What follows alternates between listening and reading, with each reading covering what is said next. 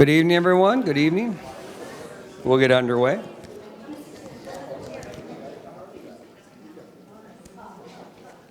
Glad you're all here, and the weather is cooperating one more time, a little rainy, but still a nice, cool summer evening to be in a older gym here and have a good meeting. Thank you. So I want to just let you know, unfortunately, Dr. Engel is ill today, so just want to let you know, if you haven't seen him yet, there's a reason why. And he doesn't miss school much, knowing his temperament. So again, hope he's getting better soon. And welcome to what's already our 5th meeting of this committee. So here we are. We have tonight's agenda, we have really 3 chunks, if you think about relative to our tasks for the committee. Items 2 and 3 we're going to start with regrounding in last meeting's committee meeting. That really was trying to help us narrow into, continuing to narrow through consolidation options that we're considering for further review and discussion. So, and if you're ready for it tonight, we're looking for individual input that we'll look at together and then see where that takes us for continued conversations in this process. Items 4 and 5 are our second chunk, if you will, of the agenda for tonight. This is another task of the committee, which is to ultimately, if there are changes with configuration of the elementary schools in the system through consolidation or what have you, that there might need to be some associated boundary options, some changes to that. So we're also looking at, and you can see how the first item might fold into the second item here. Talk about some of that, get you some things to think about, and then at table teams, give us, talk through some of the questions the planning team has, and then give us some input as we continue that process, that conversation, next meeting, etc. And then ultimately we have a third item, and you knew this was coming, so last time we talked a little bit about getting some preliminary input about a third task of the committee, which is around trying to equalize opportunities and then facilities at the secondary level across the system, middle and high school students. And so you're going to actually see a presentation now based on some of your input and some more details around that tonight from a representative from Bray Architects, the district's architectural partner. And then again, we'll get a second round of table team input and feedback that'll continue to feed that conversation beyond tonight. So again, lots going on, kind of 3 chunks of information. Any questions on the agenda before we go on? Okay. Again, thanks for all being here. And again, for those just paying attention now or what have you, I'm Joe Schrader. I'm a Wisconsin-based independent consultant. Don't live in the community, but been hired to help facilitate this with the group. And again, really thankful for this group of people that give up so much time. This is the 5th, again, monthly meeting. We started in April, and we're slated to work through November through the various tasks that's charged by the district. So again, as we get underway, you've been doing a great job with norms. I want to remind you of our norms here. And this, I think part of the reason why they've been good is we just take a moment to be intentional about it at the start. Everyone has some things that come naturally, some things that don't come so naturally. So please just take 30 seconds, review them again, and find that 1 or 2 that maybe you need to particularly keep intentional tonight and at the top of your mind to be your best self for the good of the group and their work ahead of us.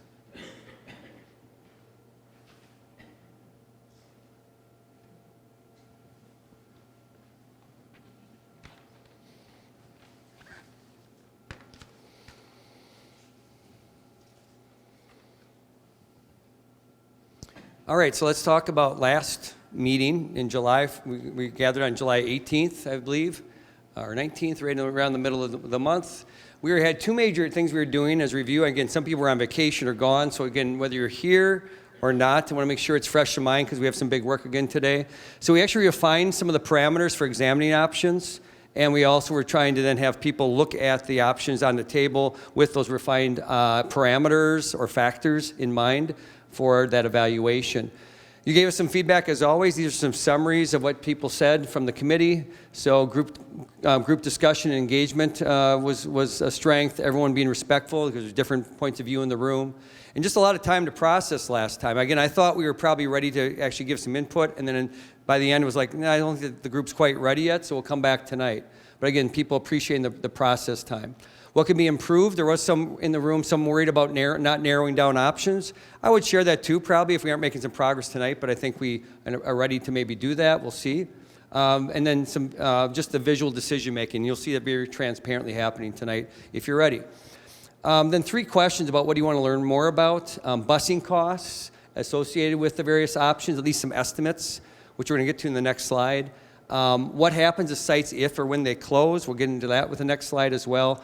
And then some input about, which I agree with, like the need to narrow to one or two options before we kind of move forward. They were presented together last time, so we'll work on that. So again, Dr. Troy Harsey, Associate Superintendent for, oh, there he is, for instruction is here, and he's going to talk through a few slides tonight. This will be the first one. Thank you. And thank you all again. I know you've heard this from Dr. Schrader here, but I appreciate you all being here very much. With Dr. Engel not feeling well and not being here, I get to step in and talk at least a couple of slides here, and here's one of them. One of the questions from last time was, well, what would be the disposition of some of these buildings if consolidation does happen? And so these are just some of the ideas, but as you're thinking and processing, part of the job that we have is to provide information for you to consider as you're talking amongst your tables. So the future of closed buildings could be one of the needs that we certainly have in the community is daycare. So any of these consolidated buildings, if that is the recommendation and approval of the Board of Education, we could be looking at a daycare plus 4K option. One of them, some of them, depending on what the FAC decides and the board approves, we could be looking at moving Hogan, the administrative building. If that's the case, then any of these options could become Hogan as well. Community center is an option for you to be considering, and then of course redevelopment. So any and all of those things could be options that are on the table for any of the consolidated buildings. Busing costs, when you start to think about like what does a route cost in the school district of Crosse, on average, you could be thinking around $70,000 per bus route. If Northwoods, for example, these are just examples, were to be consolidated, we'd be reducing about 1 to 2 bus routes. Emerson, because we have so many walkers, we'd actually be adding 2 to 3 bus routes. So again, just things for you to be considering as you're at your tables tonight. We will have more, maybe 2 or 3 more slides as we go through tonight, where I'll be popping up here and just either asking some questions that Dr. Engel wanted you to consider, or providing some information that he wanted you to consider. Thank you, Troy. So again, as always, we have some QR forms or question response forms. We've been throughout the process. You've been giving some of those to us at the end of the meeting. We collect those. Planning team looks at those and tries to give some feedback. We've also had them from the community members that are here. That's also an option. So we're just going to highlight 3 of them particularly that came up and maybe are important for people as they're thinking through. So Jed asked the question about what steps are being taken to address the risk associated with the representation of a lack of public input or potential distrust of the district. So again, from the planning team then, Dr. Engel in particular, one of the purposes of convening this committee, in fact, is to address any perceived lack of public input and trust into an important decision like this. The FAC is a group of citizens, you all are that, who broadly represent the community. This type of process was inquired about during November 2022 referendum process by some community members who felt the community advisory group's recommendation would have more legitimacy. One hope for the process is that by placing the facilities evaluation process in the hands of community members through a highly transparent process like this is trying to be, that greater trust can be built with the community for the recommendations that are presented to the school board. One other point is that a strategy to increase public input in this process is that once the recommendations of the FAC are made to the school board, there will likely be an open comment period for the community to weigh in on to the report. The school board can then take this input along with the recommendation report to make any decisions, prior to making any decisions. So thanks, Jed, for the question, and there's a response to that. Ed, who's sporting a nice haircut today, I appreciate that. Eric, I had to take it, right? Looking good. There's Mr. Scholl. Of the 4 combination closure options, he asked which has the largest potential savings and which has the least potential savings. Can you rank all 4 options by the savings? And so then the planning team did this. Now you'll notice a few things here. So these are the ones that have been continuing to show up. So the staffing savings are expected to be fairly consistent, around 2.4 million annually for 2 school closure. But then there's some variances you can see. So this is a slide you haven't seen before to your question, but it just kind of shows this. Like you would have heard just a little bit ago, Dr. Harsey talking about the busing costs, because that question had come up. So you see it actually rolled into this more composite thing. There is a range of annual operating costs that the district estimates estimates between that's from 220 to 180,000.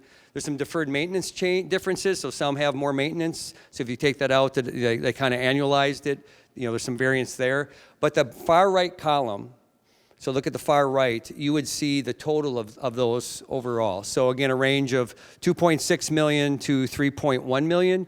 For, again, that shows you for different pairing arrangements. So each of those would have what would be, again, the savings if there was a paired closure of the schools as you see paired with the variance shown. This gives you some of the detail. Steve? So my question is, and I've reviewed this with some of the previous documentation, this doesn't seem to include the avoidance of a lot of the capital costs that were included on one of our earlier slides. So for example, the Spence and Northwoods, there's about 2.6 million that is not included in there of no time frame of capital improvements. So I would just ask not for us to spend a lot of time on it today, but to revisit the capital costs with Joe's input, because I don't think it includes all of that. Yeah. Appreciate that. Would you be so kind to maybe just put that in a QR, and then that'll make sure we don't miss it? Yep, thank you. And I saw Joe nod into that, so we can take care of that for next time. And then Michelle. So I just had a quick question.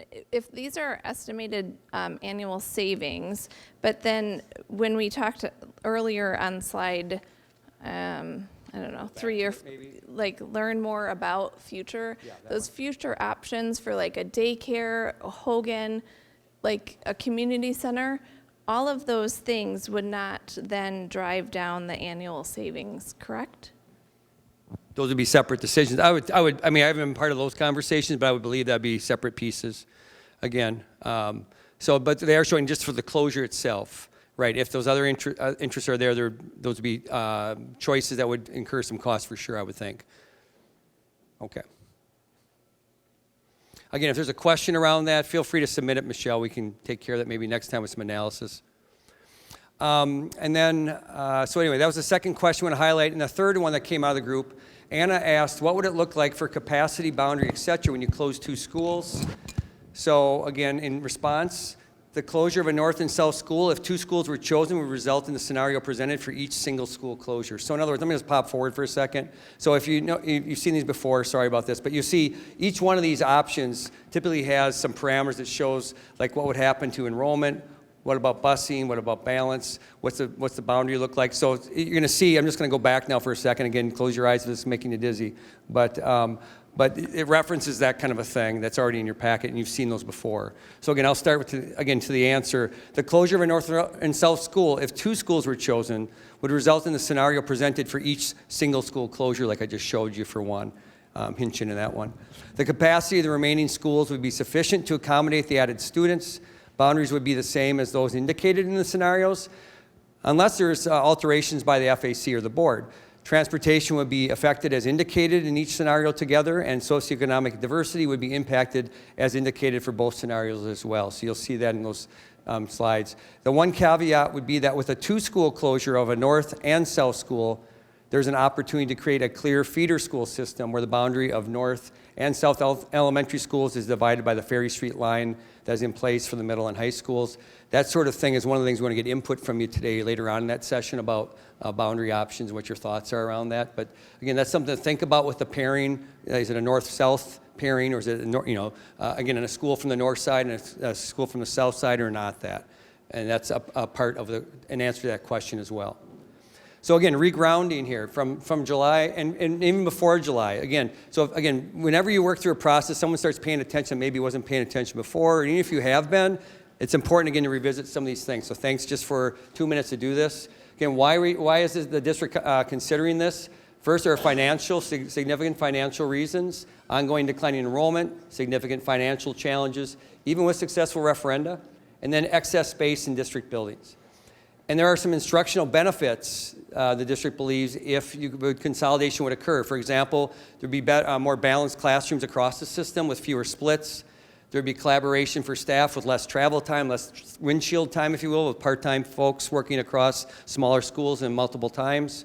And then because of that, more student access to their teachers in many situations.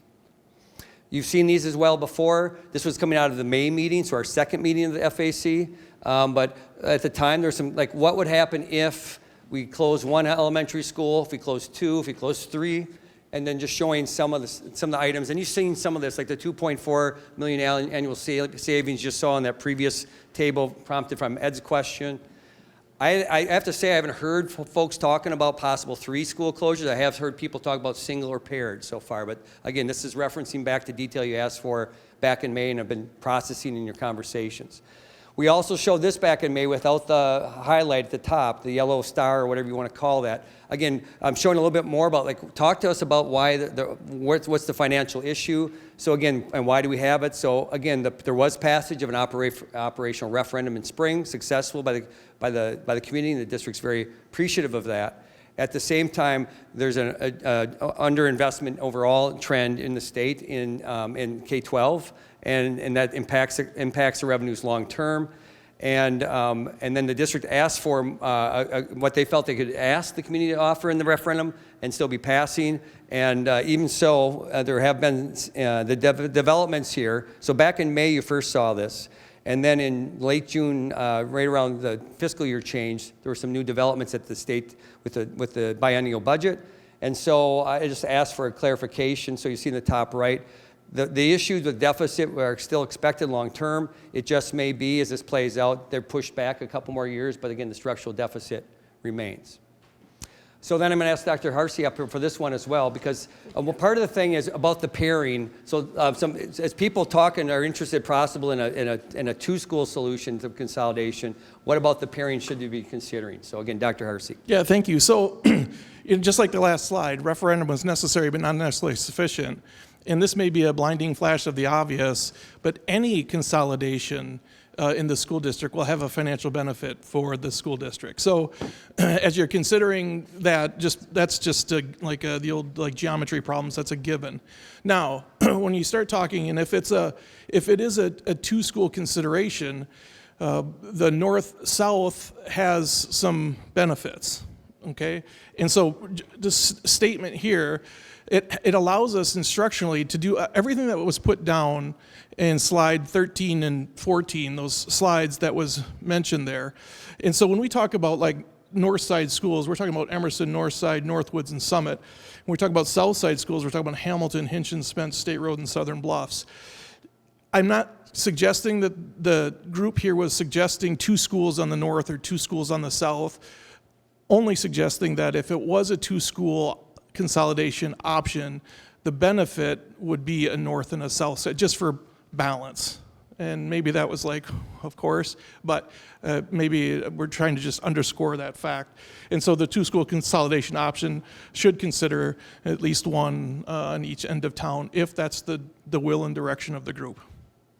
Thank you again. So far, I'm going to say 2 for 2 for filling in for Dr. Engel today. Way to go, Dr. Harsey. It's wonderful. All right. So again, just and clarify, and this might be more of a flash of obvious here, just to take that thread. But just want to make sure you're clear about this. This is the way the process rolls out. This is an advisory committee to the board, the duly elected board. So, the FAC will make recommendations. They're advisory. They're not binding. They're not decisions. They're recommendations. And then the administration will have to take that and then update the long-range plan in accordance with that so it can propose to the board what it needs to ultimately decide. And then, again, as Dr. Engel said in the response to that previous question tonight, expect that there be some opportunity for community input into whatever is being deliberated, recommended, that sort of thing. So again, we have an important part in this, but it's a recommendation in advisory fashion, not decisive, and just want to make sure we're clear on that. So review of potential consolidation parameters. So last time we met, and again, because people weren't here, I hope you got clear in my communication to you last week and through email, is that there was input from the June meeting that would the decision criteria that the FAC is using to help sort out the consolidation recommendations that would make the most sense, would they maybe be informed not just with the survey factors, but also things that the board's already adopted with policy that would be relevant? And so that was good input. The planning team took that after the June meeting. And then in the July meeting, if you remember and you were here, so Dr. Engel worked through this, and he actually talked about the process for factoring that in. So again, the system leadership administration looked at relevant policies of the school board. You can see some of them under point 1. And then they looked at what were the survey results from the community. About 2,000 plus people from the community, staff together, gave input to the formal community survey around most valued factors, if you will. Looked at that as well, and then identified between the policies that are relevant and the most important factors to community members, like which ones, and point 3, were most highly rated, and it actually could be differential to help people make difference, see distinction between the options, and without getting lost in like 60 different factors. So in item 4 then, consolidate those together and ultimately resulted in 7 parameters. So that's just a quick review. He talked about it more last month, but just so you know, it didn't come out of the air. But these were ultimately through that process described in the previous slide, the 7 proposed differentiating parameters or factors. And so these were shared with the FAC last time in July's meeting. And then the FAC took those at tables and looked at, again, the options that have been working through the process since really about May, since been meeting. So, and let's just see how we got to here. Again, this is important to track. We've had people just join us now. We've had people that maybe missed the meeting. But we first met in April, but already in May, we are starting to get a few things that are relevant. So in May, just kind of refresh your memory, we had our second meeting already. Bill Foster, who was School Perception's survey partner, he came and shared, these were the preliminary findings from the community survey at that point. And so we used the preliminary findings and then a process at tables where we had the 9 elementary school sites. The district, Mr. Levina and Dr. Engel and others had made a one-page summary. If you remember that, it's a one-page double-sided. It showed like some of the key factors of each of the 9 sites. On the back, it showed where the current population and enrollment was from. And so what we did, we jigsawed that. So every team got 2 of the schools with the preliminary factors in mind, and then did a flip chart of these are some of the top assets and some of the top challenges of this particular site. We did that. People got to take a look at it individually, and then we came back to table teams, and we said, like, so where should we start this process? And so at the May meeting already, from that process that evening, took about half the evening's meeting. These are some of the ones that you saw show up from the FAC. And if there's like a times 3, that means it came from 3 tables. So it has 4. I mean, that one got named in 4 tables. Like, where would we start? Then in June, what happened is Bill Foster came back and gave a longer presentation because now we had final community survey feedback and said, these are clearly now the ones from the community that are most valued. And then took those. Also, what happened is that you were able to start looking at not just single options, but for the first time, like what would happen if you'd pair some of the options that started getting named sooner by you as a place to begin.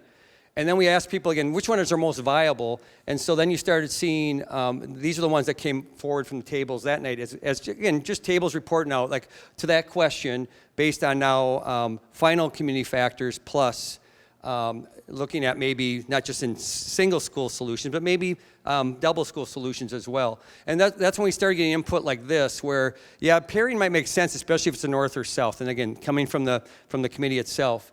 And then in July last month, use the updated parameters, which I just described. These are the ones that combine the relevant policy ones and the relevant survey.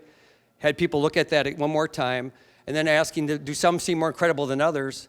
We did have tables report out, and again, that's a point where I thought we were about to have ready to get individual input, but then we just kind of decided, the will of the group just seemed to me by the end after we talked about it, we're not quite ready yet to do that, but maybe we are as we start today.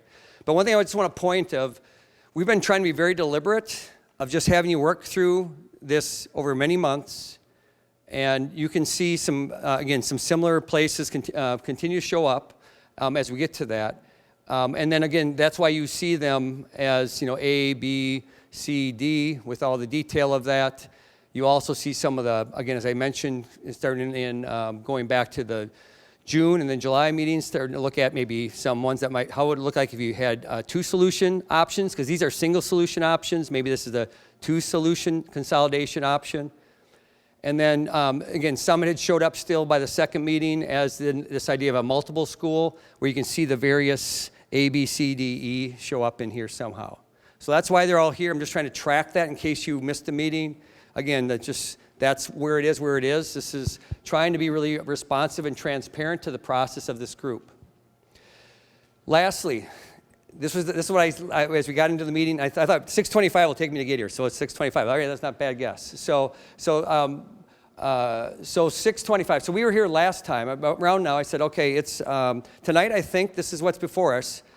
Except we have other issues to talk about tonight too. We have, but last time I said, I think we want to see if we're ready to narrow the potential consolidation options. If there's readiness in the room, thought we were close but not quite ready, and then see if there's any more information needed. And again, another question or two came up here just a little bit ago.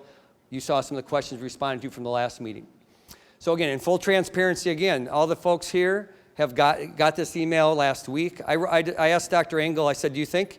I think I should write a message as the facilitator here, because I actually think that the group would be ready if we could just, they got the time and we got some things around this. So I just want to make sure, again, this is a repeat for folks in the committee, but again, just for the community to be fully transparent here. So I sent this out last week in follow-up to July's meeting. As you can see here at the start of it, again, I'm just saying, I felt like we were almost ready to have individual input, and then there's a little bit of hesitation at the end where I didn't feel like we had that in the will of the group yet, so I have to honor that. And I think the reasons for that primarily were like, we had the options for input like you see up here.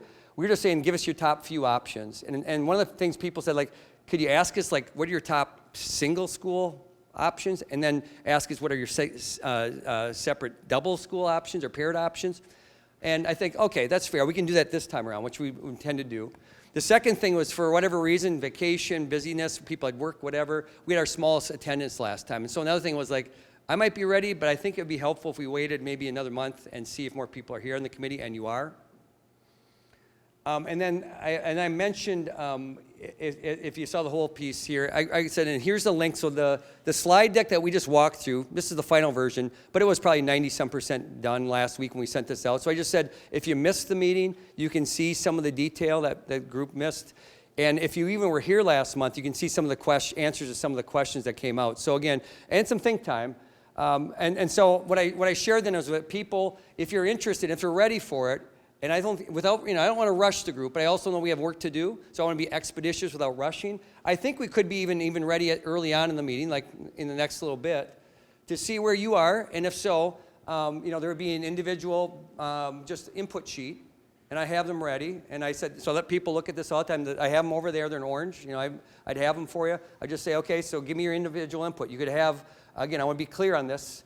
The idea being, it seemed like people were thinking over a few of things, so if you, for your single school options, A, B, C, D, E, F, the ones that you've been talking about, you saw them track over time the last few months, tell me your top two.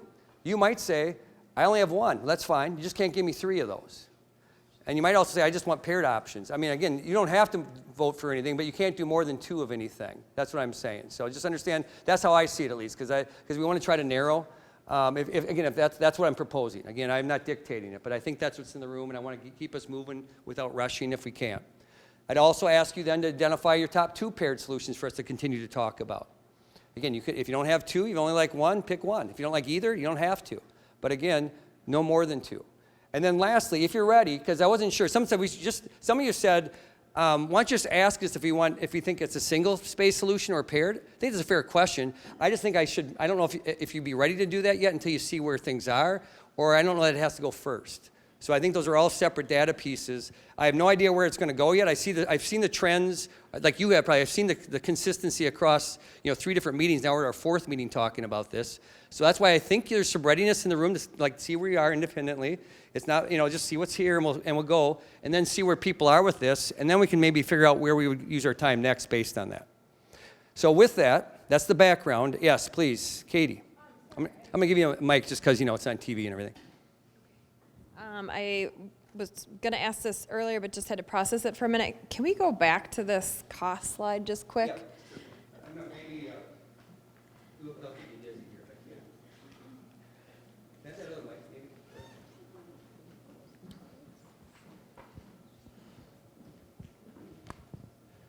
Katie, show me the one you had. You're doing again. It's the one from Ed. Yeah, Ed That's Scholl. before that, okay. Here it is. This one. Yeah, just could you just revisit the Emerson combination routes? Because I thought that 210,000 was if we had to add routes because we close them and kids are no longer walking. I'm just wondering if you could clarify that. I was just trying to figure out those numbers in my head. Yeah, I just had seen, well, there's also an earlier one on this. I'll just say that in this slide, that's how I tracked it. I saw the 2 to 3 additional routes for the reasons Dr. Harsey said. I wasn't part of the detail, but that's what I saw because a lot of kids are walking now. So if you actually close one up and they'd have to, now they wouldn't be so close, they'd not need busing, you might have to add extra routes. That's how I understood it. So then that technically, okay, so, Is there more on that someone would like to say? I mean, that's What- how I understood it, not being part of the well, just when making of I that. added up Emerson and Hinchin, it came up to that 2,995, but that was with I'm just wondering if I'm just looking at it wrong. Again, Maybe Paisley can I didn't make the slide. articulate it But better. I think go it's ahead, please. confusing because the rest of it is cost savings, but this is, you're Yeah. adding Yeah, $210,000? Yeah, I spent a lot of time And then thinking that's about that. negative. I spent a lot of time thinking about that myself. I think it's just like, it's not just one thing. And they're just trying to be, there are some things, a lot of it might be more savings. That one actually would be an additional cost. But in summary, you go to the right, and then you see that total. That's how I understood it. That's what I'm just wondering is, does the 70,000 have to be a plus and the 210,000 be a negative? Okay, yeah. Just a little flip-flop. Yep, thank you. Just for our Yeah. conceptualization of. You're right, so just the understanding of that. I think again, I didn't make the table. The total still ends up the same. It's just the showing of the details. That's how I understood it. Okay, you have to add that change. There's some so computational piece. You'll see an update to that. Maybe we can even get that. I don't know when you. Yeah, appreciate that. So let's make sure we're clear on it. Steve. And sorry to be a pain, that also doesn't include the capital costs. For example, closing of Spence saves the most capital costs, and that's not included here. That was my earlier question. So it's significant when you go back to the other slides as you consider the discussion. We'll have to get back to you on that, and thanks for that. Appreciate it. Joe, I think you need the mic. Yep. A good point on the capital cost, that would be cost avoidance as opposed to savings. But I think we should probably have a line in there that adds cost avoidance. Is that what you'd like to see? Yeah, right. Mm-hmm. Yep. So really two things. I'm hearing the item that Katie brought up, and then also Steve, we'll get that taken care of when we can. So thanks again. Let me pop up to where we are. All right.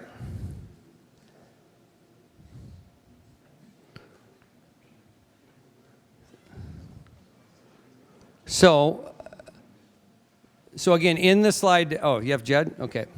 Yeah, please. As long as we were in that chunk, one of the things that we were talking about, it's on that combination busing, Okay. like the two busing changes, the two slides we were just looking at. Yep, the one you're on plus that one. So when we look at like those choices, Emerson itself, so just to be clear, Northwoods would reduce 1 to 2 bus routes. Emerson would add 2 to 3 bus routes, and this is removal of those schools, right? Taking them out of the system. Hinchin and Spence are the other two that are we assuming that that's a net no change? I don't know the detail personally. I'm going to get you on the mic, please. Thank you. Thanks. I'm just going to add a tip, but Jed, I think when we look at it's those percentage slide, it's somewhere in here tonight again. I think some are like a wash, an equal, like you're saying. Do you guys know where like that 11.7%? Right. Bus eligible. Page 27, yeah, has the summary of that. And so I think, yes, some of them, like you're saying, a Hinchin or Spence, are just a wash or a balance of busing. There's no significant change. Thank you. Was there a second thing? Was that the one? Yep.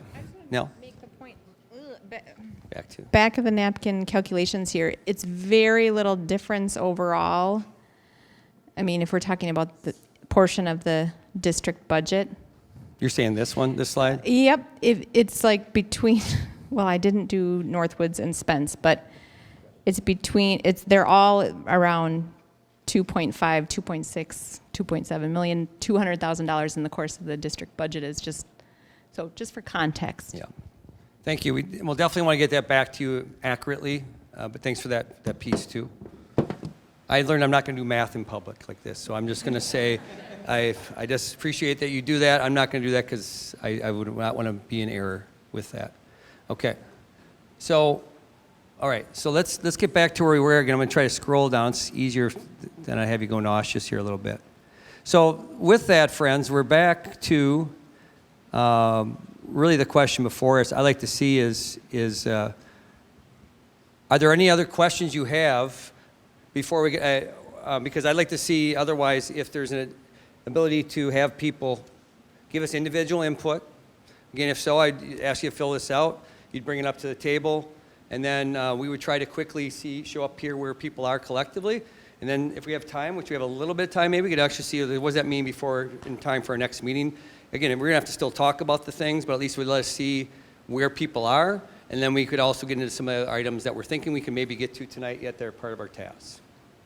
So again, the question in the room is, if really I would just say, is there anything else you need to ask about this? Otherwise, the question is, are you ready to give us your individual input per this sheet?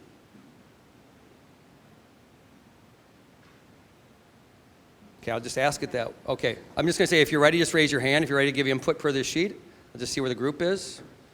Okay, clearly the will of the group is there. So just give me a minute. Come around again. You can fill it out. Just put it on the table, and then again, Kelly and I will be trying to tabulate that. And once you get them in, it'll probably take us 5 minutes to kind of show up on the tally on the wall where they are. Matt, you can help send some out too? Thank you.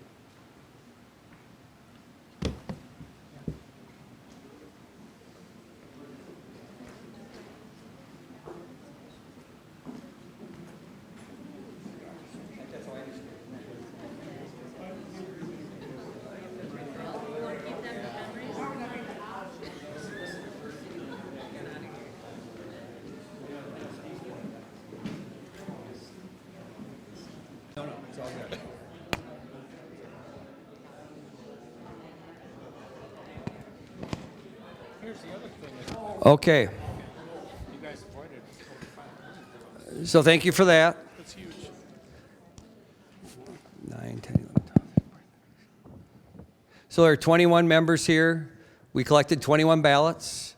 Again, some people didn't, you didn't have to choose. You didn't have to vote twice for the one spots, twice for the two. So some people, we had one that had 1 or 2, that sort of thing. Some of you voted for 5 times you could vote, for the, like you could. So it varied, but there were 21 ballots. We have them here. We just went through them one by one. Here's where you are to the questions. First off, of 21, 13 of you said right now you would, again, recommend a paired solution. About 6 were undecided. There's only 1 that had single solution. So there's a lot towards, I would say, paired. That's at least my first observation here. Again, 13 and 21, and then only 1, 13 paired for 1 single. Where there is in the single votes, if you will, 21 votes for the 15 of the 21 felt that C would be the top option apparently, or one of the options, and then after that it was a mix. The next closest would be F. So these are again A through F are the single options. This is the first part of the ballot, which is up there. You can see that up there. And then again, I want to come back to the bottom. I hopped here because there was such, that was a pretty clear mention here about a paired 2-school solution, if you will, to this, or 2-school option for consolidation is what's being considered here, at least in people's minds, is for further discussion. And then within those, again, 21 folks balloted. Not everyone, has the same thing, or not even, in fact, some didn't vote for 2 or what have you. But where we see here is 11 votes for CB. And then the rest were a lower level. So that's where we would be coming back. I mean, that's information to just kind of note tonight. I don't know if there's, I thought maybe I'd give you 5 minutes here just to talk about that with your table. We can maybe come back for a few minutes if people have any thoughts about it. But then I think we do want to get to the other items, but maybe you'll just feel like just want a little time to process it. But that's the results that came in tonight. I know if nothing else, that will help. That's going to help us, I think, with the next conversation tonight about boundary options. You might be thinking about, particularly with some of the ones that people in the room are thinking right now. Maybe we talk about more of that than others, or however you want to work with that. But it also is going to help us come back to this a bit if we need to talk further as a system. But that's the details. How about 5? So I'm going to give you 5 minutes to talk as a table, and then I'll take any questions or comments after that, if you have any, before we move on to the next topic, okay? See you in a little bit. Timekeeper, can we have one timekeeper at each table? And then again, notice that 5 minutes will come back. Thank you. Okay, welcome back, please.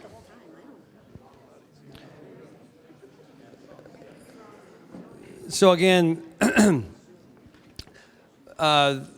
we have 3 major tasks in the committee, and one of them is to ultimately make advisory recommendations to the school board about elementary consolidation. Again, we're continuing to narrow. If you looked at our 8-meeting plan, we have one more meeting where we have actually built in. I mean, we can maybe adjust, but we have three things to do that'll take a good amount of time. Like the one last time we have, that's at least right now built into that, is next meeting, where it says like refine elementary secondary options. So plan that, I mean, at least in my mind right now, as facilitator, just saying to the planning team, we're going to bring this data back to you and say, is there consensus about any more clarity about refining that recommendation? Because we also are going to, again, we're going to talk about like boundary recommendations around that, so, again, if you're going to get boundaries, we better be clear about what we're actually recommending, because there's some talk around that, and now that impacts the whole system. And then we also are going to get, ultimately, the third task we have is around, again, what we're going to talk about at the end of tonight's meeting, as I mentioned, which is around trying to find equal opportunities for middle school, high school kids, particularly based on confirmation that 2 high school districts, 2 middle school districts. So how do you now, when there's some differences, how do you have equal opportunities? So there'll be some recommendations that the board's looking for from you as well on that issue. And then we got to have bring together a report, have you look at that, make sure before our last meeting you're having a chance like that. No, that represents the will of this group and all that. So then it goes to the community and the board formally. So I just share that, that's our plan, to keep it to an 8-meeting commitment and an ask, which is, again, we appreciate. So just before we move on to our next issues around boundaries and that, and I think we'd talk about with some of these things in mind particularly, is there any other thing that you want, us to know? Again, Kelly's keeping notes here if we have anything for our planning team meeting about that, the next time coming back, and any further refinement of the elementary consolidation recommendations from FAC that you might want to have a question around or comment around. Yeah, Tamara. So I would just like to know, or take a look at, if we close Northwoods and we send all those kids to those different buildings, I would really like to know that there's room in those buildings and what that looks like. Yep. I see Kelly scribbling right there. She's getting it. Yep, Paisley. And where's the other mic, just so in case, okay, Troy's over there too. We have something in the other room. We were just talking at our table about how we feel like we're trying to put a puzzle together with not all the pieces. So we looked at the numbers, and these numbers are completely different than what we have from Ed's question.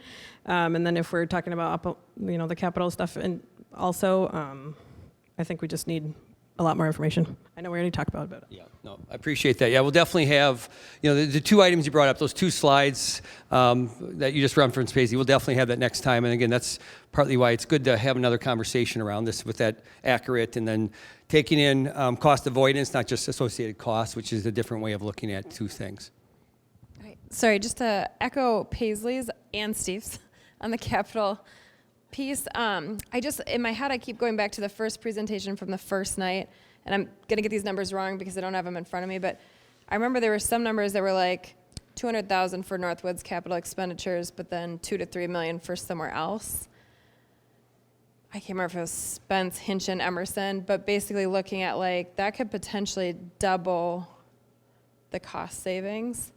So I just feel like psychologically it's a very interesting ranking when really that number could be twice as big as what we're looking at. So I even like looking at the numbers up there, I'm like, well, would those numbers be the same if the estimated cost savings was actually 6 million? You know, I think that's what I keep going back to. Okay, let me just do this first here. Yes, sorry to be a broken record, but I'm glad it struck somebody. If you close Spence, you end up saving 3.4 million of capital avoided. If you close Hinchin, you avoid 0.9 million. So would that affect that vote over there between those last two choices? It might. And as well as we've got to just clarify that one slide. Emerson, though, also avoids 2.9 million if you close that. Now, that didn't affect my vote, so I'm just being transparent. But if you close Spence, it saves so much more, and Hinchin and Spence are so close together as it is. So we need to have all the data in front of us. Yeah, valid points. Thanks for all that. And again, we'll get that to you for next time and revisit this if we need to. I'd like to know what we're talking about when we talk about annual staffing savings too. Like, what does that mean? Like, less teachers, increased class size? I don't know. Yeah. So the 2.4 million roughly, or whatever that number was, right, with the staffing savings anticipated. Thank you. Other comments, questions ready for that next meeting around this topic? Again, refining elementary consolidation options from the FAC. Michelle.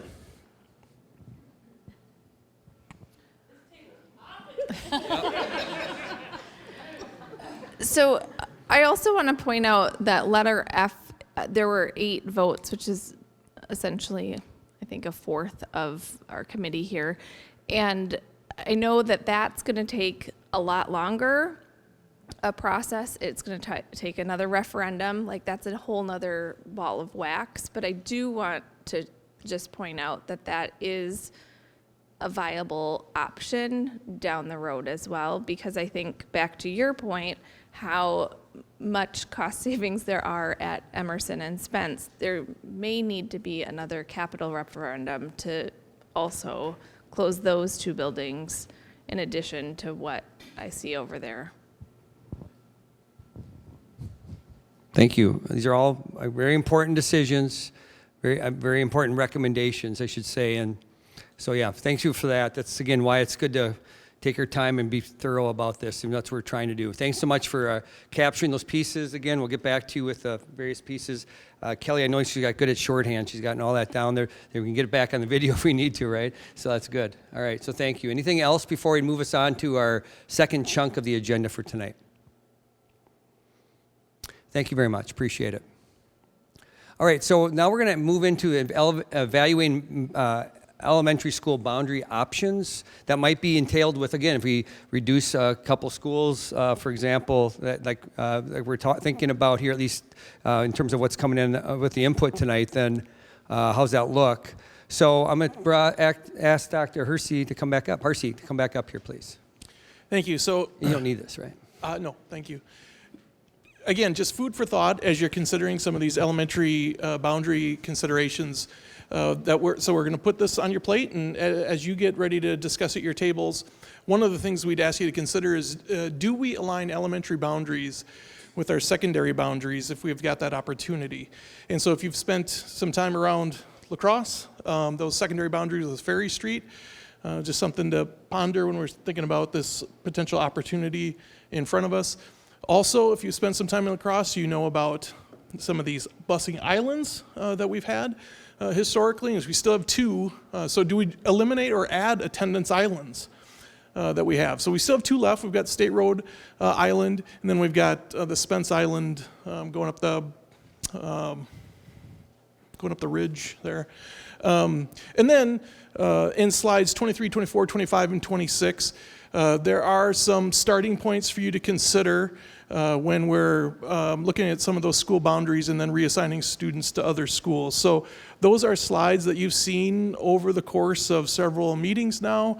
They won't be unfamiliar to you, but again, just data for you to chew on, and a couple of questions with those boundaries. Do we realign elementary, and then with some of those attendance islands? So that's what I have for now, and I'll turn it back over.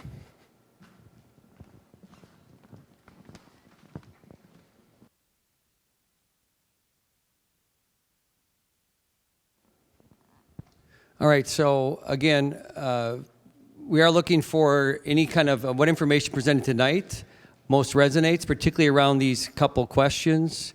And really, I'm going to leave, I think I'll leave this slide up here, but just, again, we're in general looking for what resonates most to report out on. And if there's anything else besides these questions that you would have for us to think about and talk about next time, again, it's just input for the planning team because we come back for this.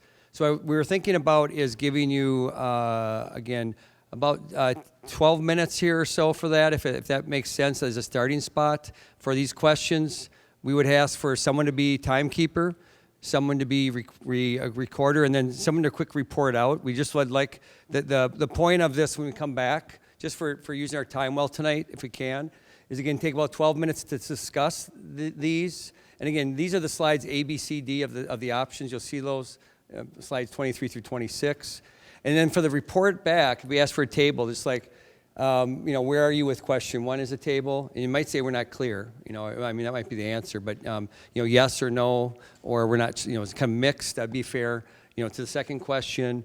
And then do you have any points here? Again, but we're going to try to do it fairly briskly because we're going to come back kind of more time for this next time, I think. But at least want to get your first shot to those questions, especially now after our input tonight. So timekeeper, get a timekeeper first at your table, and then you got 12 minutes, and then get a reporter who will come back in 1 minute and get the notes, or give us a report out after that 12-minute team time is there. Okay, thank you very much. See you back in 12 minutes. All right, friends, let's come on back, please.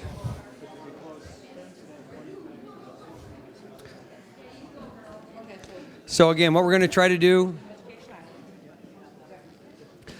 so we're trying to look for 1 minute report outs, if we can do that, for table. Again, Kelly's caption notes. So again, I'll start with this table. I think Taylor's the reporter. So again, yes, no to the first question, yes or no here. Again, or mix, we're not sure. I mean, that's fair too. And then is there any detail here? We're getting initial input, so we can come back to this with your initial input for further discussion and look at this next meeting. So again, Taylor, thank you for that. To the first question, do they align with Ferry Street? We said yes.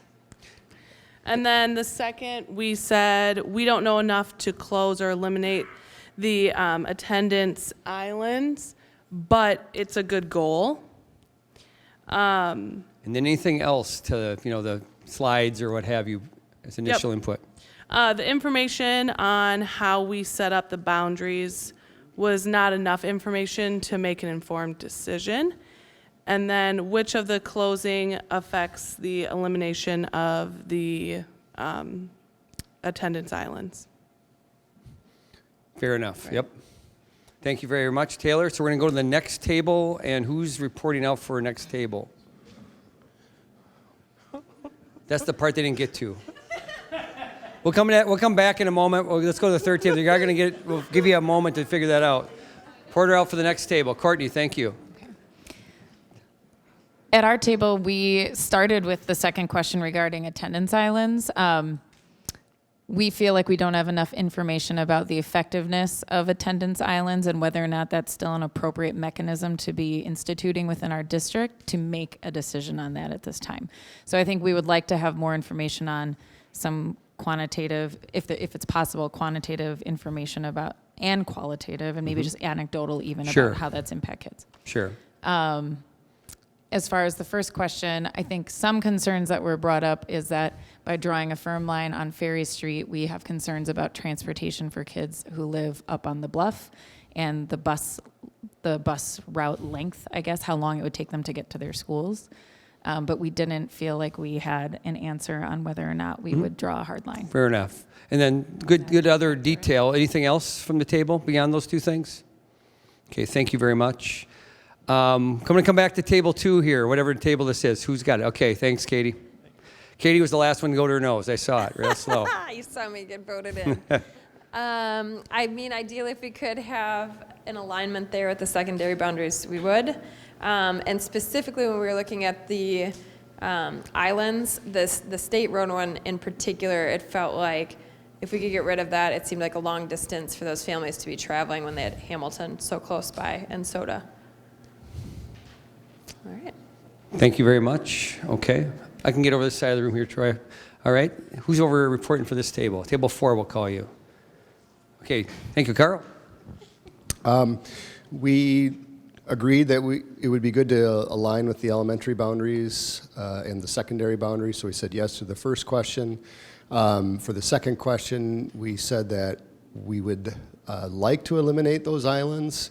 However, we kind of noted that each of these estimates or slides that show the changes are based on a single closing of a school, and so they're going to change if we do the 2 closings. And so we wanted to make sure that if we did eliminate those islands, that we didn't create these issues of the socioeconomic distress in schools. Yeah, thank you, Carl. And you got attaboys from the team. That's even better. Value add. Who's doing the report out here? Thanks, Jet. Yes and yes in that order. Just leave it like that. And that was where the mic drop started, right there, right? Beat that. 2.4 seconds. I couldn't even click that first. All right. So thank you for the input. There'll be more time on this. And I think one of the things I would expect is, with some of the input you have, you're now some time to prep around that. Like you were saying, you might see some ways to kind of come back with, okay, we got a sense of where some of the options that are gathering some of the consensus of the group a bit as you're working through the process. Again, come back with your input to these questions, see some of that more in detail as we keep working through this. So again, thank you. So with that, we are going to move on to our, I'm sorry, Courtney, yeah, see your hand. Sorry, Jed, but question number 2 is, do we eliminate or add attendance islands? So was it yes and yes to eliminate or to add? We're adding and Eliminate. eliminating? Thank you. It just doubled it right there. Right, no. Okay, so let's go to the last segment here then tonight. And again, this will be, presentation, and then want to have some time at tables to get some input to what you've seen presented. So again, for this one, I think we're bringing in 3 people. So again, Mr. Joe Lavina, Director of Building and Grounds, Ms. Stacy Everson, Director of Secondary Learning, and then also, we haven't met him yet, I don't know, at least many of you haven't in FAC, Matt Wolford, I had the old quarterback in my head. Wolford, he's the principal owner of Bray Architects, the district's architectural partner, to present to you today as well. So thanks. How about a hand for these folks? We'll switch over. I'll switch over while you start sitting. I'll give you this back. I got one plugged into mine, so take the lead, get us started. Yep. Just kind of as an introduction before we get started. So after the referendum did not pass in November, we immediately said, okay, we're going to have 2 middle schools, we're going to have 2 high schools. So immediately we brought a group together and saying, okay, are we providing the same opportunities at both middle schools? Are we going to be providing the same opportunities at each high school? And so we started meeting with the principals on a regular basis, actually weekly, along with Clint from Bray Architects, and we started talking about that. What does that look like? Where are we lacking in terms of having the same opportunities for students at the middle school level and at the high school level? And then where might we be lacking in facilities at both places? And so from that, you're going to see the really kind of the outcome of those meetings that took place on a weekly basis. And so we know we can't maybe do everything, but we really need your input on what are the priorities when it comes to providing those same opportunities. And so when we start looking at district facilities at the middle school level, the number one thing that jumps out is we have gym space that doubles as gym space and then as a commons or cafeteria space. This is at actually Logan Middle School. The left is the big gym. The one on the right is the gym that we use for a cafeteria space, doubles as that. With the increase of students, and actually before the increase of students, we really need the gym space at both places. But this would be an area where you would want to have a separate lunchroom or cafeteria or common space. Then at Longfellow Middle School, what you see is the gym on the left would be the gym that we use for our cafeteria space. It's original to the building, built in 1939. The original gym floor, everything, the bleachers there are in concrete, but what doubles as that cafeteria gym space. Again, lacking real gym space at that school. When you look at that, the gym on the right is our big gym space. We've replaced that gym floor, and so that's new, is what you're looking at. And that is an adequate space, just not enough of it. So what we tried to do is then provide you with just some examples. So you'll see in a floor plan on the left, just a rough idea of where an addition could go. We haven't studied these in great detail yet. That would be part of this process as you inform us on areas of need.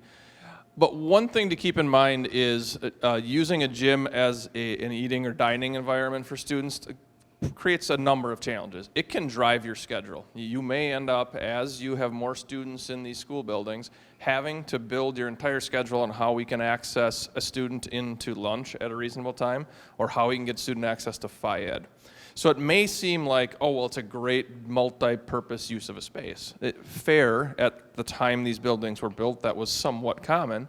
But as we're learning more and more, it's not just about getting students into a lunch period and giving them 24 minutes to eat and get up and go.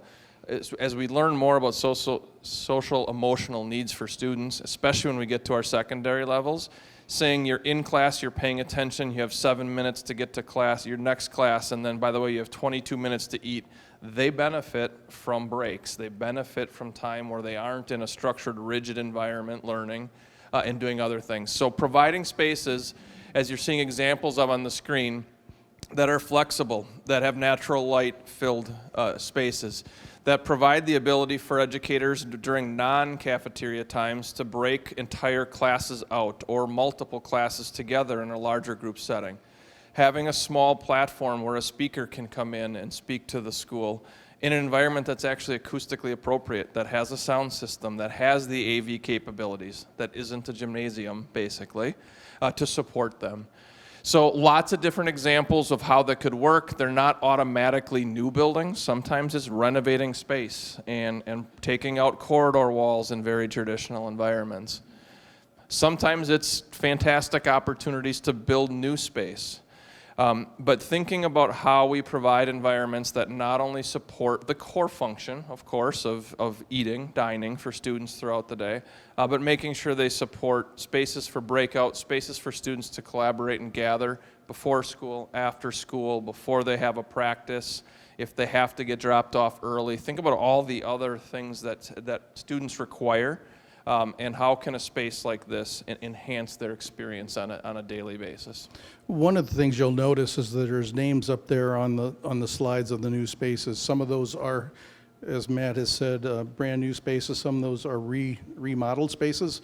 But we wanted you to see these are real spaces that are already in existence in the state of Wisconsin, from anything from small, large, to medium districts.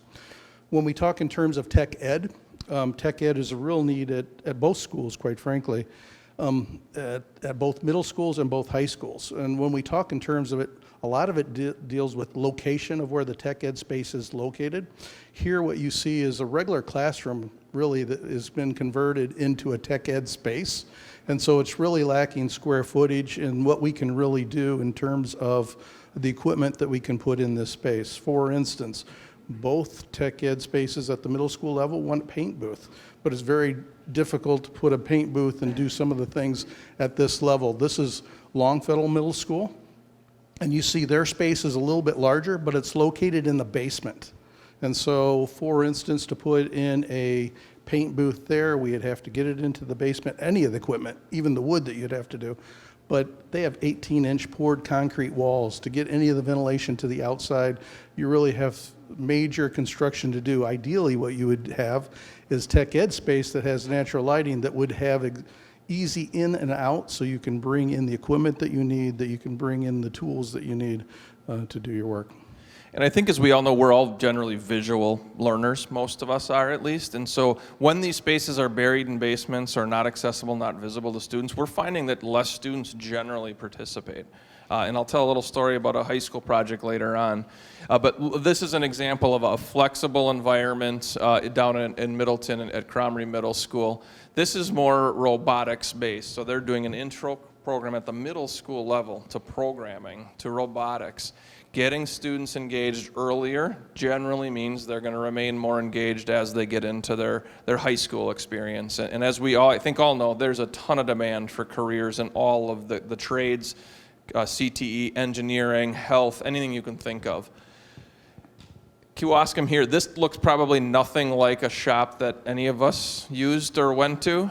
They had made great intention of providing natural light. They really want to make these not the spaces that are down the dark, dirty hallway that nobody wants to go to. They're dynamic, they're engaging, they're visible. And I should have noted, and I appreciate Joe bringing that up, you will see districts of all types and sizes here. Rural, urban, growing districts, declining districts. Districts with a very high income level to one district with the lowest income level on a countywide basis. And it's important to note that they need these spaces too. You need them. They just might need less than you do, or you might need more than they do, or your space might need to be bigger. But you all need access to these types of spaces to support the teaching and learning that students need today. Another very flexible environment, you can see something as simple as putting power overhead. Back when, I'm going to judge, most of us went to school. We didn't have a computer in our hand and a computer in our pocket. Maybe some of you did. I didn't. So just the simple idea of having power available in spaces seems really simple, really hard when you get 18-inch thick walls and floors and things to get access to. A middle school shop environment with true hands-on equipment. Not normal again, but this was very specific to this district. They're a larger district in Muskego, but they had a very strict curriculum and program goal for getting students in a shop environment where they're learning and accessing these spaces earlier. So these all look different as well, and I know that none of these are right for La Crosse because we haven't sat down and gone through all the detailed programming and planning efforts. So we're just trying to give you a sense and a flavor. We're really fortunate getting to travel and see school after school every day and get to create these amazing spaces. Many of you probably don't get that experience, and if you do, you're going into a sporting event or an arts event. So we're trying to give you a quick pictorial tour of what's happening around the state. I'll just add to the tech ed space. We have wonderful tech ed teachers. If you would see our tech ed staff at both high schools and middle schools, the things they're doing with students is remarkable. And I can't imagine what we'd be able to do with some of those facilities. When we look at learning environments and this is Logan Middle. This is an example of some classroom space that you see at Logan Middle. We think a lot of times that we have these old buildings and that we can't do some things with them that would provide that learning space where you can cooperatively learn with your fellow students. So this is a traditional, but notice one thing at Logan Middle, because we've had so many renovations there, one of the things that in the middle of the building, none of our classrooms have natural lighting, because at one time it was a gymnasium and we made those. And so natural lighting is really critical. You don't see that in any of these spaces. So similar at Longfellow. I will jump back. How many of you recognize these desks up in this picture right here? Those look familiar? Most of us probably. I had a teacher tell me one time, those are cage desks, because they prevent the educator from doing anything flexible, from doing anything dynamic, from changing that room around. It prevents them from, in a minute, having 6 students to get together and work on a project. So you're starting to see you're starting to see a classroom that's set up more in the left here, like something we would see, and I'll show you a few images of this. Learning is so much more active than when many of us went to school. We're learning by doing, we're learning by collaborating. We're learning by getting 10 or 15 minutes of direct instruction from an educator and then hopefully breaking into groups where we're working on the task or the skills that we just learned. And so our traditional school environments like you have, you're just like 90% of the state, right? You had buildings of that vintage, it's normal. But when you're making investments in these spaces, it's really important to start trying to carve out spaces where students can get together. You can see here there's 3 classrooms basically that surround this simple widening of a corridor. Creating a space that students go to work, collaborate, but are still under direct supervision from their educators. Dynamic spaces that are set up for future flexibility. This is again a resource or collaboration environment with 4 classrooms surrounding it. They have specialists that come work with students. Instead of taking student A who needs access to speech or needs access to a support service, historically, those services have been in a room down that hall, and the student traveled to the staff member. A bit more, we're seeing those students spending more time in the classrooms and are either having a professional enter the room and work directly with them, or we're trying to provide them with a space, smaller space, directly adjacent. So the student has as much of the same experience as their peer students that don't need that level of support. But again, our buildings weren't designed that way. That's normal. So how, as we're looking to make improvements, do we invest in those types of spaces? Simple thing of putting in a large, flexible classroom environment with 3 doors. Those 3 doors, this is more of a dirty science shop environment. Those three doors open up into a clean, more traditional classroom environment. When that educator needs direct instruction, they can do that work in the clean classroom. And when they want project-based work, they either simply move the whole class in here, or guess what, they can do both. They can have half the class working in a clean environment and half in the dirtier environment. So trying to provide space that's flexible. This is a library. You see any books? I guess there's one, the students reading. Libraries are just very different. Take elementary libraries out. Kids still need books, they have them in their hands. We're still gonna have traditional books in libraries, but it's usually 40 to 50% of the current collection would end up in a modern learning environment, in a library environment. And it's about providing access to resources. That's a fab lab behind them with robotics or 3D printers and laser engravers, and it's right in a library. So it's supervised by that team member. Didn't add any cost for staffing, but it's become an awesome destination, and kids choose to go there to do projects across all disciplines. They'll do a science project or they'll do a social studies project in a fab lab because they 3D print their report. They don't write or create their report. So really an interesting use of space. Here we have at Logan Middle the music and orchestra space. What's really kind of unique here is that a lot of times we don't put in those steps that we have now, but I would say the location is really critical here. It is up on the 3rd floor, so you have to take all your instruments up there. Ideally, you would be next to an auditorium where you have performance space, and so that you can practice where you're going to give those performances. We don't have that at Logan Middle. So looking at what does a modern, band, choir space, I think Joe hit the big key one is we don't build in the tiered risers anymore. That really creates a real challenge for students with physical or staff members with physical limitations. If we traditionally put the percussion in the back row, what happens when the percussionist isn't able to get to that top tier? Now we've got a bass drum in the front row. You make it work, you have made it work, but this is an example of providing really dynamic, flexible spaces. If I remember correctly, this is also an area where we just have great enrollment and participation. Yes. And so it's not just about the quality of the space specifically, it's about the size as well. So it's not always that we just want the newer version of something. Sometimes programs are successful, students are engaged in them, and our current environments just don't support the number of students we need and want to serve. Not a lot in terms of these spaces has changed other than a lot more attention to acoustics. There's a high number of educators, music educators, more band than choir, but band educators that have historically developed hearing challenges over time because we literally did just put them in boxes and put a ceiling in and said, yeah, it'll work. Those, especially at the middle school level, they're learning. They tend to get loud because they don't know what they're doing. That's okay. So making sure that we are protecting the safety of our educators as well, which is why you see higher ceilings, a lot more acoustical treatment, those panels on the walls, to do our best to protect the safety of those educators. Performing arts space and auditorium, what you're looking at here is Logan's Auditorium. Really, I call it the gem of the north side, quite frankly.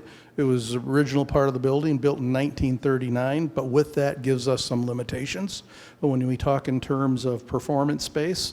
And so music performance as well as if you look at drama performances. So there's probably needs to be some upgrades there. However, if you look at this space, it's 3 times as large as what we have on the north side at the high school. And so really one of the discussions has to be, do we have one auditorium on the north side? And so do we invest in this space or do we invest in both spaces in the future? So performing arts is always a challenge. Sometimes they end up being stages in cafeterias as well, not dedicated spaces, which is normal. So I don't know if you want to touch on the history of this. Yeah, so when we look at performing arts space and auditorium at Longfellow Middle School, back in the 70s, it had an auditorium, a performing arts space. It was in the center of the building. That is now the LMC. And so we took away any performing arts space or large group space that they have there. So the question would be, do we want to invest in that middle school? And so if we're going to provide the same services or level of services at both middle schools, or do we invest just on one, i.e. Central High School on the north side, on the south side, and one at the middle school on the north side? So the concept of a performance arts space, somebody will call it a performing arts center, some call it an auditorium, some call it a theater. They're kind of one and the same. It doesn't really matter. They can be anything. This was a cafeteria that was converted into a state-of-the-art performing arts venue. They had a stage at the end of a flat-floored cafeteria, much like you have in some locations. But with just a transformation, barely moving any walls, you can get a real professional, high-quality performing arts space. So the point is, it's not always about just going and building a brand new venue. It may be that in certain cases, but sometimes it's taking a gym and turning it into an auditorium and building a new gym in its place. Variety of reasons, the location of it, the size of it, the age of it. So not, again, thinking a little differently. It's not always the easy button of just add and keep what we have. When we look in terms of, these are high school environment, learning environment, this is central in their science labs. We know we need to upgrade our science labs. These are traditional. These are older science labs that were put in the 70s, and so science looks different these days. This is Logan High School. You see a traditional classroom, pretty much. You see the locker bays. One of the things that's really critical when we start talking about the high schools is safety and security and line of sight for the administration dealing with students. And so we probably need some investment in that area because both schools weren't designed for that. So as I spin through these, I think you'll see a lot of, this is a classroom in a high school environment down in DeForest, and it looks nothing like what any of us went to school in, right? He's an awesome instructor. That's a huge start. Like, this individual's playing music in the classroom, and kids all love him. He's awesome. But the furniture is different. The technology is different. There's high top tables. There's low top tables. There's portable technology. There's fixed technology. Why is that? We all learn differently. When we went to school, we were all just put in a row and told to listen for 45 minutes, right? That's just what it was, or however long our periods were. Education has really advanced, and we're really trying to provide a differentiated level of opportunity for students, and instead of forcing them into the box that we've created, allowing the educator to find the right opportunity for that student to learn. This is a newer science lab, just a renovation. Desks are the same, still using them. But in this case, they could get away with using them because they have the flexibility to simply move to the back of the room for science. So different from this environment on the right, that's not very flexible, right? You're not going to do much with that space. All our plumbing's there, all our gas is there. In this case, at least you have the ability to have half of your science lab flexible while still getting all the resources you need, fume hoods, showers, etc. This is McGuanago High School. This was probably one of the most dense floor plans, I would say. This had 6 additions over a 20-year period of time. There was no natural light. I think 30% of their classrooms had access to natural light. They just kept adding and adding and adding, and every time they add, they took natural light away. And so as part of a transformational project here, they had some old skylights that they'd taken out. So we had a very strategic plan where we put the skylights back in and intentionally carved out these collaboration spaces adjacent to the skylights to at least get some light to spill and borrow into those classrooms. And at least the student going from classroom A to classroom D down the hallway, they're at least going to pass by natural light. It's healthy to understand what's going on, to get some access to natural light. Another example, this is up in Hudson. This was an old courtyard that was filled in as classrooms and then was flipped back to collaboration space. Again, skylights aren't always the answer. The hail up there hasn't been so kind to some of these skylights. So But when we have dense old buildings, it's not just about automatically tearing the building down or walking away from it. It's finding a creative way to infuse modern learning, natural light, and the amenities we need for students today and in the future into those older buildings. Another example of a library, blending community space, large group instruction space. There's overhead garage doors on the left side and the right side. So half the time during the day, it's just a wide, free-flowing, right in from a hallway into a library. Students can come, classes come. The community uses this space for meetings in the evenings. So again, being creative and flexible with how we create space. That's all renovated space. Sometimes you get a district that's growing. This is Sun Prairie's new high school on the west side. So they've built a second new high school. It's actually a project Joe and I worked on together a number of years ago. Just opened a couple years ago, but really dynamic, creative learning environments. As you can see here again, very diverse offerings because every student's going to learn differently.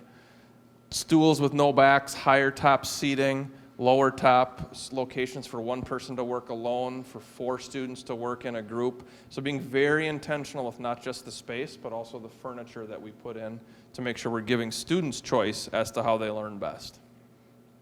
Family and consumer sciences, this was probably an area where we did not see a lot of activity 10 years ago. This was our home ec for a lot of us when we went and we learned to sew and bake and do all the things we did.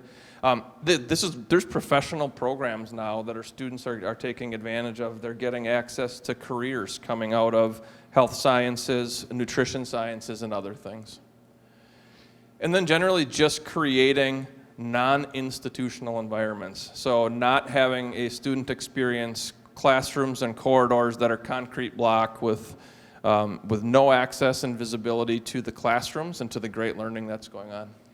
And just a comment, at Logan Middle, we talk about skylights. Logan Middle had skylights on the 3rd floor at one time. They're all covered up now. So over the years, the district has covered them up and taken away that natural lighting.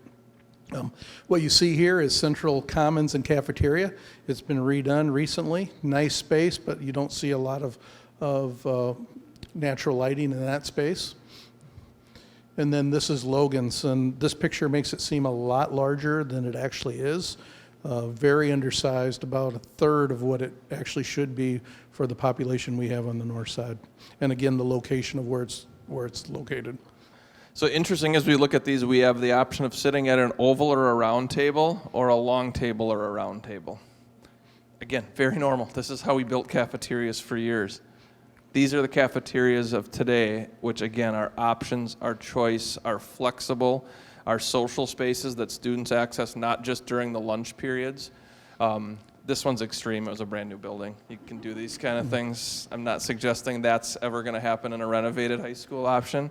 But the point here is dynamic learning environments that serve a function for lunch, but then can also be flexible to support all the other things you're going to want them to be throughout the day. Another example of just very dynamic dining space, but also learning space. I'll breeze through these. Just over in Black River Falls. Up in Hudson. Auditorium space and Central, large space, but really not designed for performance. And so, again, do we invest at Central to do that? Do we invest at Longfellow? Do we invest in both spaces? And then you see Logan High School here. Seats about 220 students. We have over 700 that attend there. So can't really have performances there. Stage is small, and so really a need there. I think there's always a lot of focus, at least in many districts, on athletics as being, we always get told that, all you do is you focus on athletics and then you have academics spread in here or there. Arts are a huge part of a student experience. The majority of students are going to have access to some level of arts curriculum and hopefully take a performing art. I think you'll learn a ton from them personally.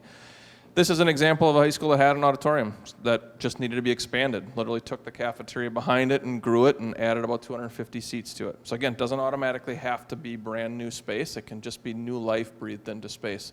This is over in Port Washington. Didn't move a wall. but the space performs so much better. We were able to get some additional seats in by taking an aisle out, all new lighting, rigging, sound, acoustical treatment. So again, trying to make sure we see that it's not always about starting new. Just over at GET, this was a new addition. They had a stage on a gym, like many districts have. You pulled the bleachers out, you had a stage. This was a brand new auditorium added to their school. And then a Schwabenon, same thing. They had an old stage and were able to get the community to support new space. But what I think you'll find is these spaces are very different than the auditoriums of old. The sound systems work. There's great AV technology. There's careers in drama production and things where students will get exposed at the high school level through clubs or through coursework, and they make careers out of the arts if they're passionate about it. And then we have a one's pool at Logan High School. This cannot be used for a competitive pool because it's not deep enough. The vessel would have to be replaced. So the real question is, do we invest in one pool at Logan High School? Do we keep the pool as it is? Or do we look at adding a pool to the south side at Central High School? So some decisions there. How do we invest in that, and what does that look like? And that's a very normal consideration for two high school districts, is one versus two. Where is it? Is it central? Do we add it to one and provide another amenity at the other school that the students have to travel for? Quite frankly, they're not inexpensive to build, and they're definitely not inexpensive to operate. So the conversation around can we afford to build two? Should we build two? Or should we take that investment and make one nicer venue? Maybe it's a little bit larger to support both of our schools and really help the operating budget. This was an expansion, so Muskego blew out a wall, built a modern pool environment, looked very similar to your pool environments beforehand. Sun Prairie West was a new facility. Schwabenon was a pretty cool community partnership with the school district. So the village of Schwabenon actually got together with the school district and said, we would like to provide a warm water aquatic venue for our community members who can't access the pool. And so off at the end of this image, you can't even see it, the windows up on the end below the three blue covers are actually a separate vessel that the community has access to. Just 3 lanes, shallow, great for swim lessons, not anything for competition, great for lap swimmers. They can keep the temperature of that water a little warmer. The key here, I think, is great community partnership grew out of this, and they continue to now partner on operating it. And then a new pool down in Beloit. This is the only one I would say aquatics is generally unique to larger districts. Not a lot of our small rural districts are in a position to afford or maintain or operate larger pool. So back to my early comments, this is the one area I would say that does differ. These tend to be larger districts.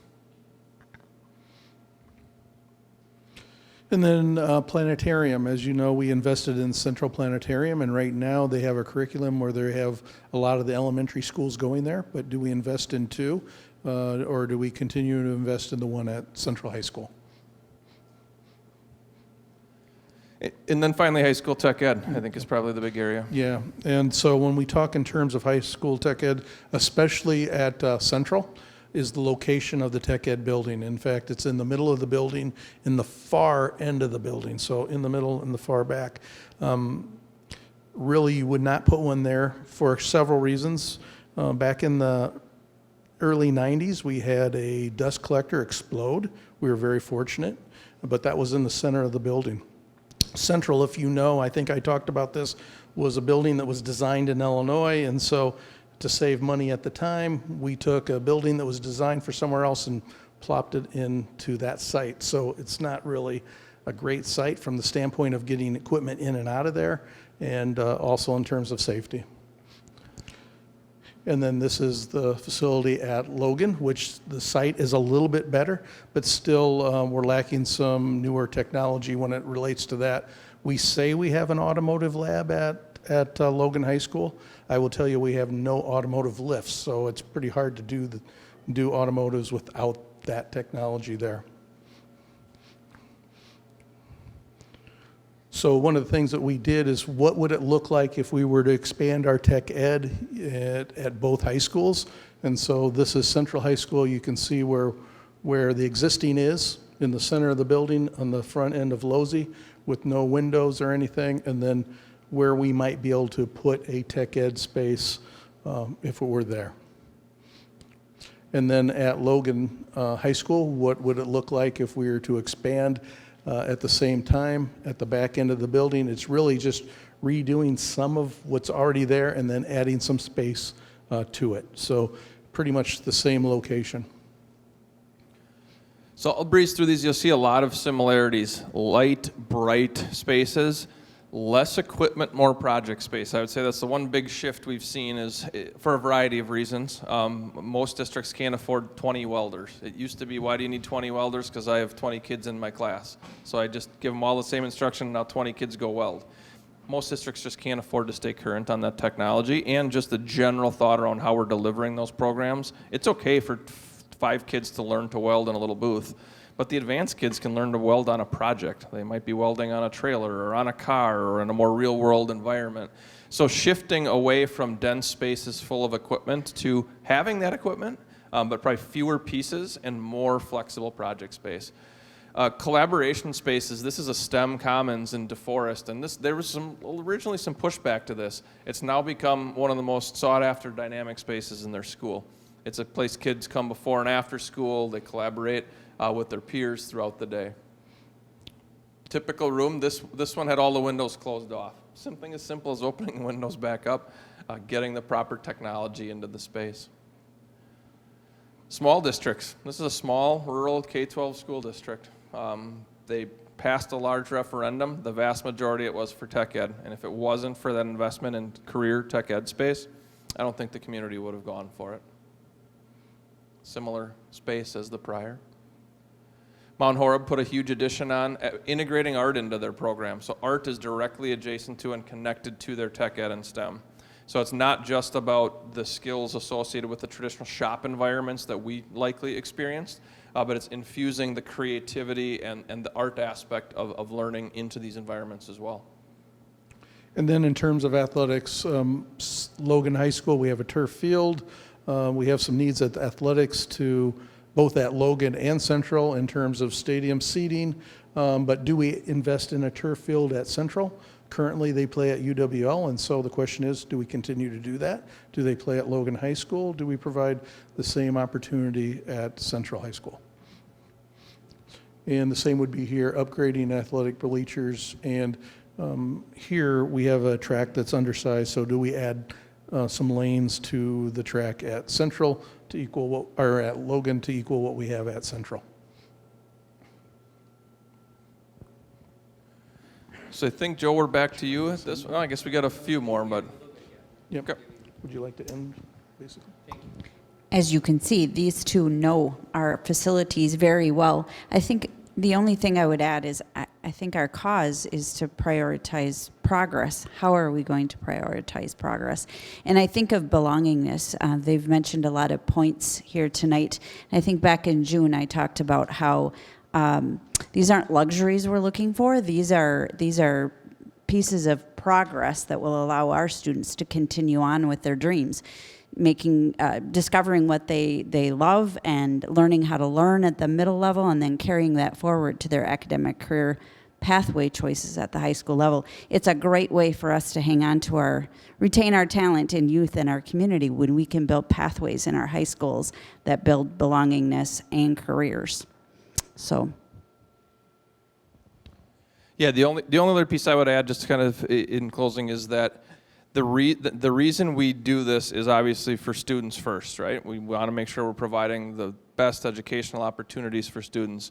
But as we are seeing a teacher shortage develop, an ancillary benefit to having great spaces is when you are competing for a science instructor or a tech ed teacher or you name it, and all things are generally equal from where they want to live and their package financially, are they going to choose the 40-year-old science lab, or are they going to choose the 5-year-old science lab?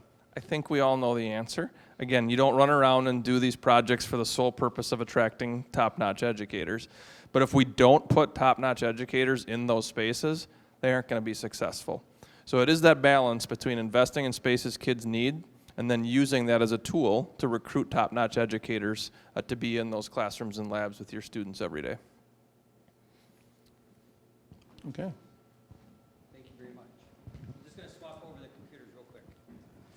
So you want to just do that for me while we talk?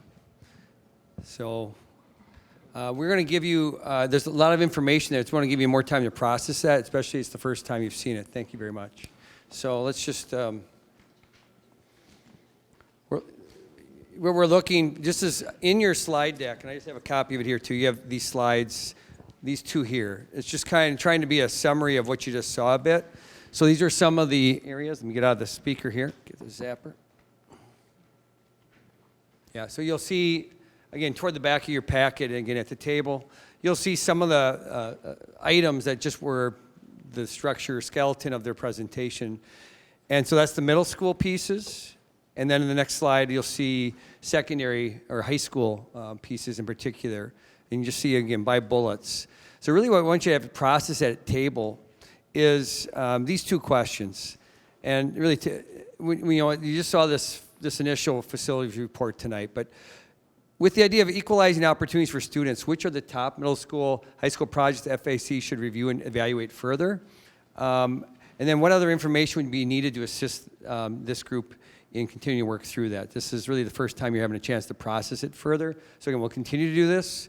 So what I might suggest is to look at these. Again, you have these two lists here. You know, it gives you some of the big pieces of that. Again, so take these two questions in mind. I was going to have your report out, but I think I want to give you at least 20 minutes just to talk, and then we're probably going to have to wrap up. So what we'll do is just, if we just get someone to really capture each table's items to this, we'll consolidate that next time and show the themes from the tables, and then that'll give you more time to talk about this because there's so much initial information tonight.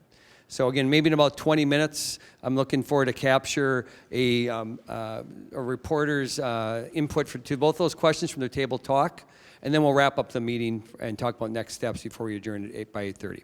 Okay? Task clear? Thank you. So again, reporter, someone, if you need paper for that, let me know. Otherwise, thanks recorder for capturing this. Okay, I'm going to just honor the time here, we'll wrap up this segment. Again, if you could please. What? Check out your slides. If you could just please then, again, make sure your notes are prominent here. If you don't mind just putting table team discussion number 2 as a header, I'll make sure we're tracking that with any other input that we gather from the table, QR reports, what have you. Also, we haven't talked about it yet, but we have at the desk, each table I put these little sheets here. We've had requests can we actually, again, visit some of the sites, particularly now as we're getting closer with some of these ideas. So if you're interested in that, Mr. Levina's got these 3 dates that we work for his schedule. He's trying to get input of people that would want to go see some of the sites, and if so, what dates might work for you. You'll see this. If you are interested in that, you could fill that out. Again, district will be capturing that tonight, seeing what themes are there, and then I think Mr. Levine will be getting back to letting the group know how that would work with the dates where people have. Anything else that capture it? Nope, that did. Okay, so thanks again. If you're interested, let us know through that. Okay, just wrapping this up then. So again, next time we'll meet is already September. My gosh, it just seems strange to see that already. So September 14th, a month from now. Again, you can see the topics here. We're going to refine elementary school boundary options. You've given us some really helpful input today, but we also have some questions to come back to, and we'll see if we can refine that further yet. Along with boundary options with that, again, you gave us some input we'll probably need to look at, particularly with some of these narrowed options in mind in particular. Again, we'll just look at the themes that are coming in here with what you just captured. Again, thank you, scribes, reporting out for your team on the one sheet or to those questions we gave you a minute ago. So thanks again for that. So that'll help us feed into the third topic you see. And then we'll also need to begin to explore the long-range capital improvement cycles and piece. And that's our last piece. And you can see that they'll play out. That's it. Then that's what's working towards ultimately our the plan of trying to make this all work into ultimate where you can find some consensus and some readiness to give some advisory recommendations to these topics. We'll see where those states are, but those are the things the district's looking for from this group, where there is a consensus by that time period. So again, we'll be back same place, September 14th. As always, want your input. Thanks for the exit slips. You have we're going to wrap up now, so you can take care of that with the input that you have. And then again, thanks as always. Have a great rest of your summer. It's still here yet. We're not going to give it away. We'll see you in a month. Thanks for a good evening.